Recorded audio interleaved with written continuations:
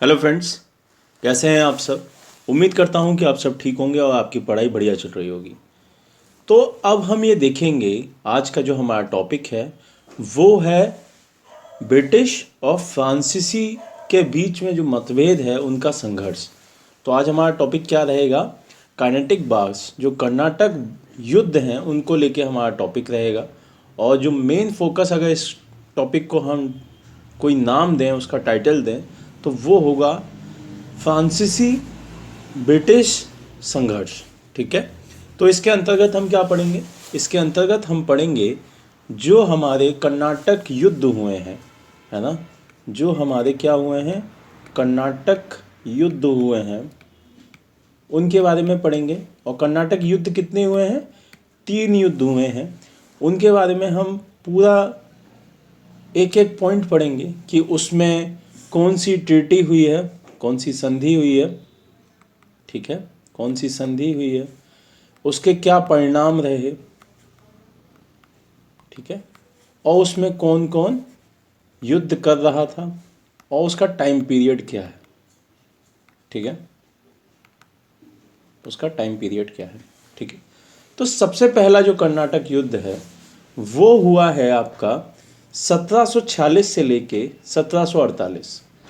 पहला जो फर्स्ट कर्नाटक वार जो है वो हुआ है आपका 1746 से 1748। दूसरा जो हुआ है वो हुआ है आपका 1749 से 1754। और जो थर्ड हुआ है, जिसको हम 7 ईयर वॉर भी कहते हैं, सप्तवर्षीय युद्ध, वो हुआ है 1756 से 1763। तो ये 3 युद्ध ऐसे हुए हैं जो कि आपके किस किस के बीच में हुए हैं? British versus France. मैंने आपको पिछली क्लास में बताया था कि 5 यूरोपीय कंपनियां थीं जो कि मेन मानी जाती हैं कहाँ पे? इंडिया में। ठीक, कौन कौन सी थी? मैं इसका अगर पेन का कलर चेंज कर लूँ, कौन कौन सी थी? एक थी आपकी पुर्तगाल, फिर थी आपकी डच, फिर थी आपकी ब्रिटेन, फिर थी आपकी डेनिश, फिर थी आपकी फ्रांस। उसके बाद एक कंपनी और थी जो कि स्वीडिश थी, उसके बारे में हम कम पढ़ते हैं, इन 5 के बारे में अब ज़्यादा। मैंने आपको बताया था कि पुर्तगाल की राजकुमारी का विवाह कर दिया गया था ब्रिटेन के राजकुमार के साथ, तो ये दोनों दोस्त बन गए। ठीक, इनका झगड़ा नहीं होगा। फिर जो डच थे उन्होंने ब्रिटिश को अपना जो भी वो था, युद्ध में हार गए बेदारा के, तो उससे उनका समाप्त हो गया 1759, ठीक है, बैटल ऑफ बेदारा। फिर जो डेनिश थे उन्होंने अपना सारा का सारा इनको बेच दिया, सेल आउट कर दिया। 2 शक्तियां बची जो कि थी ब्रिटिश और फ्रांस। इन्हीं के दोनों के बीच में युद्ध होते रहेंगे, ये मैंने आपको बताया था, क्योंकि यही दोनों पावरफुल शक्तियां रह गई थी। ठीक है। तो जो सबसे बड़ी चीज़ें दिखाई देंगी फ्रांस और ब्रिटेन के बीच में, वो अकेले भारत में ही नहीं दिखाई देंगी, वो दिखाई देंगी आपकी यूरोप में भी। यूरोप में भी वहाँ पर एक डिस्प्यूट चल रहा था ऑस्ट्रिया को लेके, है ना। एक जगह है वहाँ पे, एक देश है ऑस्ट्रिया, ठीक है। तो ऑस्ट्रिया में उत्तराधिकार का युद्ध चल रहा था, ठीक है, वहाँ पे उत्तराधिकार का युद्ध चल रहा था। और ये दोनों ही पार्टियों के बीच का युद्ध वहाँ पे भी था। एक तरफ ब्रिटेन था और एक तरफ आपका फ्रांस था, ठीक है। तो वहाँ का भी इम्पैक्ट भारत पे दिखाई दे रहा था।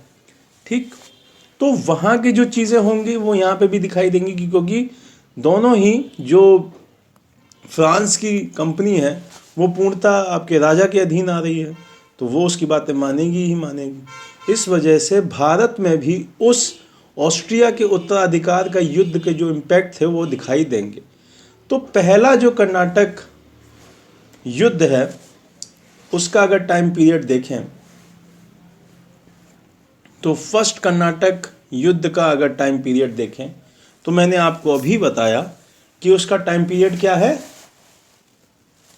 1746 से 1748 के बीच में, ठीक है, 1746 से 1748, ये टाइम पीरियड कौन सा है, जब फर्स्ट काइनेटिक वॉर आपका स्टार्ट हो गया है।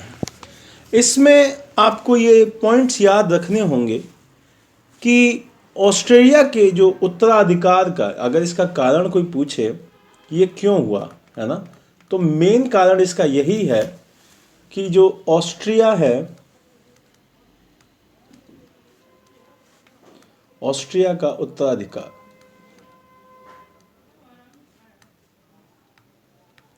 है ना, इसका मेन कारण रहेगा।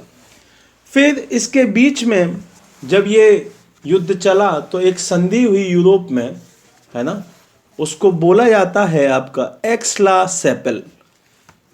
एक संधि हुई यूरोप में, समाप्त अगर मैं लिखूं टॉपिक, ये समाप्त कैसे हुआ, तो एक संधि हुई कब, 1748 में एक संधि हुई जिसका नाम है एक्स-ला-चैपेल। एक्स-ला-चैपेल,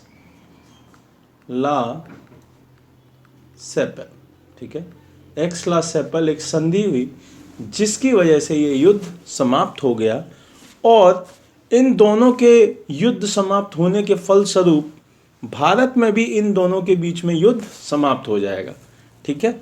और इन दोनों के जब युद्ध समाप्त हो जाएंगे तो एक चीज़ सामने आएगी जिसको हम बोलते हैं कि इसके क्या रिजल्ट रहे, है ना। तो रिजल्ट मैं आपको बताऊं, ये देखिए, रिजल्ट आपको बताऊं कि फर्स्ट कर्नाटक युद्ध इस टाइम पीरियड में हुआ, ऑस्ट्रेलिया का ये उत्तराधिकार था, एक्स-ला-चैपेल की संधि रही, इससे फ्रांसीसियों की विजय माना जा सकता है, ठीक है।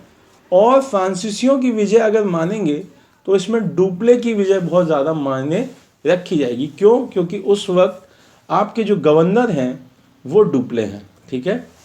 तो यहाँ पर फ्रांस की विजय मानेंगे, ठीक है, फ्रांस की विजय मानी जाती है। फिर अगले पॉइंट पे आते हैं जो आपका सेकंड काइनेटिक वॉर है ना। सेकंड आपका कर्नाटक वॉर जो है उसको अगर हम देखें, उसका टाइम पीरियड क्या रहेगा, उसका टाइम पीरियड हम जान लेंगे, उसका टाइम पीरियड क्या है, फिर उसके कारण क्या होंगे, ठीक, और उसका क्या रिजल्ट रहेगा, ठीक है। ये तीन चीज़ें हमें पता होनी चाहिए। और एक चीज़ और सामने आएगी जो कि संधि, ट्रीटी कौन सी हुई, ठीक है। तो जो द्वितीय कर्नाटक वॉर है उसमें अगर हम देखें तो उसके बारे में अगर हम एक नई स्लाइड बना लें सेकंड कर्नाटक वॉर के नाम से, ठीक है, सेकंड कर्नाटक युद्ध, तो इसमें जो टाइम पीरियड है वो क्या है, वो है आपका 1749 से 1754, 1749 से 1754, ठीक। फिर इसका क्या कारण है, तो कारण इसका बहुत ज़्यादा मेन ये था कि दो जगह थी, एक थी आपकी हैदराबाद और दूसरी थी आपकी कर्नाटक, ठीक है। एक थी आपकी हैदराबाद और एक थी आपकी कर्नाटक। तो यहाँ पे जो ब्रिटिश थे और जो फ्रांसीसी थे वो अपने अपने एक व्यक्ति को नवाब चाहते थे, नवाब की पोजीशन पे अपने अपने व्यक्ति को चाहते थे, ठीक। जो ब्रिटिश थे वो चाहते थे कि आपका जो कर्नाटक है उसमें अनबरुद्दीन, यहाँ पे अनबरुद्दीन को बैठाया जाए, ठीक है। और हैदराबाद में किसको बैठाया जाए, हैदराबाद में आपके नासिर जंग को बैठाया जाए, नासिर जंग, ठीक है। बट आपके जो फ्रांसीसी हैं वो नहीं चाहते इन दोनों व्यक्तियों को, वो चाहते हैं कि आपके कर्नाटक में चंदा साहब को बैठाया जाए और हैदराबाद में मुजफ्फर जंग को बैठाया जाए। यहाँ पे मुजफ्फर जंग और यहाँ पे आपका चंदा साहब, चंदा साहब। ठीक है, तो आप ये देखिए, अब यहाँ पे दोनों आदमी अलग अलग हैं। यहाँ पे फ्रांस का एक अलग आदमी है, ब्रिटेन का अलग आदमी है। यहाँ पे फ्रांस का अलग आदमी है और ब्रिटेन का अलग आदमी है। तो यहाँ पे भी अब डिस्प्यूट पैदा होगा। डिस्प्यूट पैदा होगा ना, कि आपके दोनों के बीच में अभी थोड़े ही दिन पहले युद्ध समाप्त हुआ है, फिर से आपके कुछ डिस्प्यूट पैदा होंगे तो युद्ध फिर से होगा। और जब इस बार युद्ध होगा तो आप उसमें डुप्ले फिर से वापस आएगा युद्ध करने के लिए, और वहां पे ब्रिटेन और फ्रांस के बीच में युद्ध होगा अब, और इस बार ब्रिटेन जीत जाएगा और फ्रांस हार जाएगा। इसी वजह से फ्रांस हारने की वजह से जो यहाँ का गवर्नर है डुप्ले, उसको कहाँ वापस बुला लिया जाएगा? फ्रांस। अब इसे वापस बुला लिया जाएगा फ्रांस। ठीक है, और फ्रांस वापस बुला लिया जाएगा जब, तो यहाँ पे एक नया गवर्नर भेजा जाएगा जिसका नाम होगा गॉड गेहू। अब इसकी जगह कौन आएगा? अब इसकी जगह आया है गॉडेहू। ठीक, गॉडेहू कौन है? New governor. ठीक है, तो ये कौन है? New governor of France. ठीक है, न्यू गवर्नर ऑफ फ्रांस। यहां पे अब ब्रिटिश जीत चुके हैं और इस युद्ध में चंदा साहब का गला काट देते हैं, इसको मार देते हैं। ठीक है, तो ये युद्ध आपका समाप्त होगा एक संधि पे, कारण हो गए। अब संधि पे एक समाप्त होगा ये युद्ध, और उस संधि को बोलते हैं पांडुचेरी की संधि। ठीक है, पांडुचेरी की संधि।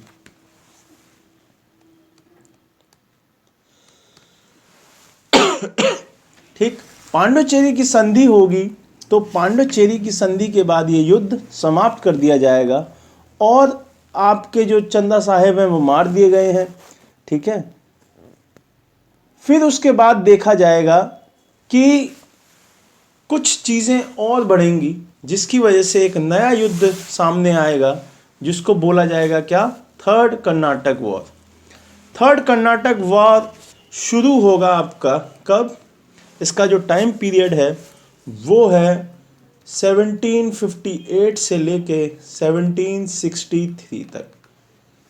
इस टाइम पीरियड को अगर आप लगाएं तो 7 साल का ये युद्ध चलता है। इसीलिए इसको क्या बोलते हैं?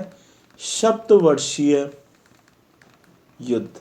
ठीक है, सप्तवर्षीय युद्ध के नाम से आए या तृतीय कर्नाटक वॉर के नाम से आए, तो ये यही युद्ध है जो कि किस किस के बीच हुआ है? जो कि हुआ है फ्रांस वर्सेस आपके ब्रिटेन के बीच में।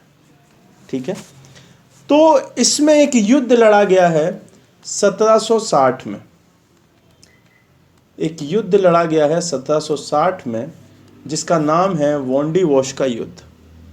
ठीक है, वोंडी वॉश का युद्ध, बैटल ऑफ वोंडी वॉश। ठीक है, तो इसमें आपका जो नेतृत्व करेंगे फ्रांस की तरफ से और ब्रिटेन की तरफ से, तो ये फ्रांस की तरफ से करेंगे आपके लाली, और ब्रिटेन की तरफ से कौन करेंगे? आयरकूट।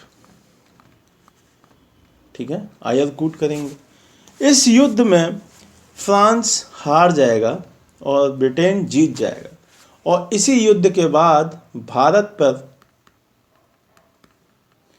पूर्णतः ब्रिटेन की पावर बढ़ जाएगी।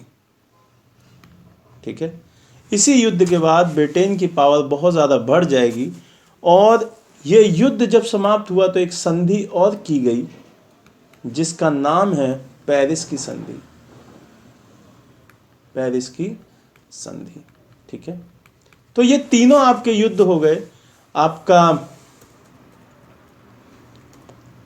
सबसे पहले हमने देखा कि 3 युद्ध हुए, उसके क्या कारण थे पहले वाले के स्टार्ट होने के। फिर हमने पहले वाले को पूरा पढ़ा, फिर हमने दूसरे वाले के बारे में जानकारी ली कि क्या क्या रहा, फिर तीसरे वाले के जानकारी ली। और अगर हम अब देखें, एक पूर्णतः जानकारी लें इस टॉपिक की, है ना, कि एक ही स्लाइड में अगर हम इसको समझना चाहें कि पहला जो कर्नाटक युद्ध है उसका टाइम पीरियड क्या है, 1746 से 48 के बीच में। जो दूसरा कर्नाटक वॉर है वो 1749 से 54 के बीच में। जो थर्ड कर्नाटक वॉर है 1758 से 63 के बीच में। पहले वाले के जो कारण हैं वो है ऑस्ट्रिया का उत्तराधिकार का युद्ध। जो ऑस्ट्रिया जगह थी उसके उत्तराधिकार का युद्ध था। ये समाप्त कैसे हुआ, किस संधि के बिहाफ पे, एक्सला-सेपिल की संधि, जो कि कब हुई, 1748 में। इसके क्या रिजल्ट रहे, रिजल्ट ये रहे कि फ्रांसीसियों की इसमें विजय रही, जिससे कि जो डुप्ले यहाँ का गवर्नर था उसकी महत्वाकांक्षाएं बढ़ गई थी। ठीक है, आप ये कह सकते हैं कि डुप्ले की जो महत्वाकांक्षाएं थी, अब वो ज़्यादा युद्ध करने के लिए आतुर रहेगा, उसकी महत्वाकांक्षाएं बढ़ गई थी, ये आप कह सकते हैं। फिर उसके बाद आते हैं द्वितीय कर्नाटक वॉर पे, जो कि है 1749 से 54 के बीच में। इसमें क्या है कि हैदराबाद और तो कर्नाटक जो दोनों जगह थी वहाँ पे लोग अपने अपने नवाब को बैठाना चाहते थे, है ना। तो उसके आंतरिक मामले के विवाद थे, उसको लेके ये समाप्त हुआ है पौंडीचेरी की संधि पे, जो कि कब हुई है, 1754 में हुई है। और इसमें कौन विजयी रहा है, इसमें ब्रिटेन विजयी रहा है, इसमें फ्रांसीसी विजयी रहे हैं। फिर आते हैं आप इसके अगर रिजल्ट देखें तो अंग्रेज और फ्रांसीसियों ने जो भारतीय राजाएं और नवाबों के आंतरिक मामलों में हस्तक्षेप ना करने का वादा किया, और फ्रांसीसी प्रभुत्व को हानि हुई। मैंने आपको बताया कि वो हार गए थे, है ना, और अंग्रेजों का प्रभाव बढ़ने लगा था। ठीक इसी युद्ध में आपके डुप्ले को भी वापस बुला लिया जाएगा। ठीक है, इनको फ्रांस वापस बुला लिया जाएगा। ठीक, फिर तीसरा युद्ध है जो कि है 1758 से 63 के बीच में, और इसी को सप्तवर्षीय युद्ध भी बोलते हैं, 7 सालों का युद्ध। और इसका संधि हुई है पेरिस की संधि, जो कि हुई है 1763 में। और इसमें एक युद्ध और हुआ है 1760 में, वॉन्डी वॉश का युद्ध, है ना। इसमें आपका ब्रिटेन की कंपनी जो थी वो जीत गई थी फ्रांसीसियों से, और इसमें जो लड़ रहे थे ब्रिटेन की तरफ से आयरकूट, और जो फ्रांस की तरफ से थे उनका नाम था लाली। ठीक है, तो यहाँ आपके ब्रिटेन जीत गए थे और फ्रांस हार गया था। तो ये रहे आपके आंग्ल फ्रांसीसी संघर्ष के तीनों युद्ध, जिसको हम प्रथम कर्नाटक युद्ध बोलते हैं, द्वितीय कर्नाटक युद्ध बोलते हैं, तृतीय कर्नाटक युद्ध बोलते हैं। तो आपका एक ही स्लाइड में ये तीनों युद्ध हैं, आप आराम से इनको पढ़िए, बार बार रिवाइज करिए, और उम्मीद करता हूँ कि आपको अच्छा लगा होगा। Thank you so much. Next class में हम दूसरा कोई टॉपिक लेंगे। Thank you.